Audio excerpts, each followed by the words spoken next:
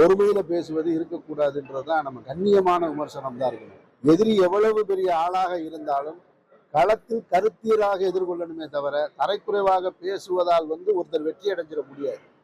மக்களிடத்துல நீங்க என்ன கருத்தை கொண்டு போய் சேர்க்கிறீங்க, உங்க கொள்கையை என்ன கொண்டு போய் சேர்க்கிறீங்கன்றதை வச்சுதான் நீங்க மக்களிடம் அன்பை பெற முடியுமே தவிர நீங்க கேலியும் கிண்டலுமாக பேசுவதாலோ அல்லது நீங்கள் கூட்டிய கூட்டத்தின் முன்பாக அவர்களை உற்சாகப்படுத்த வேண்டும் என்பதற்காக வார்த்தை கண்ணிய குறைவாக அது உறவு சொல்லி அழைப்பதாலோ வெற்றி அடைஞ்சிட முடியாது. கருத்தியல் தான் வெற்றி அடையும்.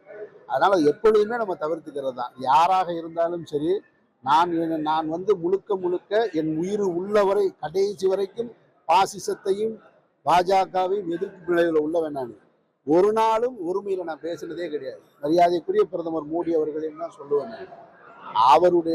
அவர் வகிக்கிற பதவிக்கு மரியாதை கொடுக்க வேண்டியது எனக்கு பொறுப்பு இருக்குன்னு நான் நம்புறேன். நான் அதனால ஒருமையில பேசுவதனால் வென்றுட்டதா இருக்க முடியாது. அவரோடு களத்தில் நின்று கருத்துல மோதி நான் ஜெயிக்கணும்.